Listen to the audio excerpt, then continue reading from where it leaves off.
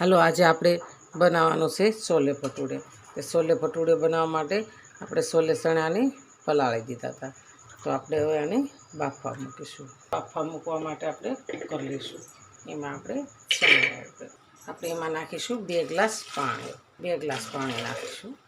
આપણે મીઠું નાખીશું. આપણે 2 તજના ટુકડા નાખીશું. આપણે 2-3 લવિંગ નાખીશું. કુકરને બંધ કરી દઈશું. ગેસને કરી દઈશું ચાલુ. આપણે આની 3 વિસલ વગાડવાની છે. આપણા ચણા બફાઈ ગયા છે તો આપણે થોડી વાર એને હવા અંદર રહેવા દઈશું અને આપણે ડુંગળી ટમેટાં કાપી નાખીએ. આપણે લસણની 5 કળી ફોલી લીધી છે. હવે આપણે ડુંગળી મોટી મોટી કાપવાની છે. આની આપણે ગ્રેવી કરવાની છે. ટમેટાની આપણે ગ્રેવી કરવાની છે. આપણે એમાં લીલા મરચાં લઈ જવાના તો આપણે આને સાઈડમાં રાખી દઈશું. આપણે ખલ લઈશું. એમાં આપણે આદુ લસણ અને મરચાંની પેસ્ટ બનાવવાની છે. તો આપણે લસણની પેસ્ટ બનાવી નાખીશું. આપણે હવે લીલા મરચાંની પેસ્ટ બનાવીશું.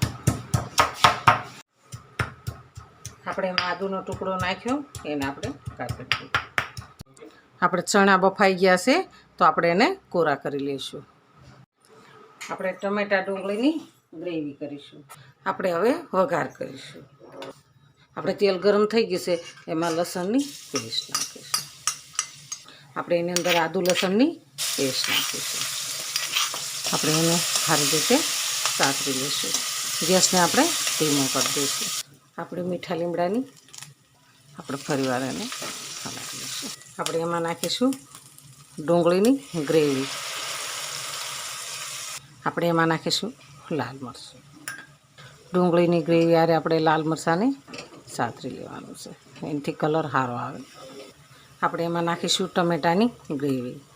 આપણે એને સરસ હલાવી લઈશું. આપણે એમાં નાખીશું થોડુંક પાણી. થોડીક આપણે હળદર નાખીશું. ધાણા જીરું નાખીશું. પછી એના સરસ હલાવી લઈશું. સ્વાદ પ્રમાણે આપણે નાખીશું મીઠું. મીઠું નાખી અને આપણે હલાવી દઈશું.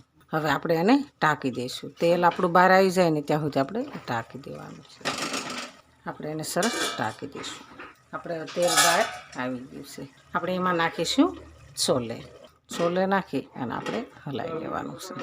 વાવ થઈ ગયું મસ્ત. આપણે થોડી વાર ઢાંકી દઈશું. નાખીશું ખાંડના દાણા. તમે નાખતા હોય તો નાખજો. અમે તો નાખીએ છીએ. આપણે હવે થોડી વાર ઢાંકી દઈશું.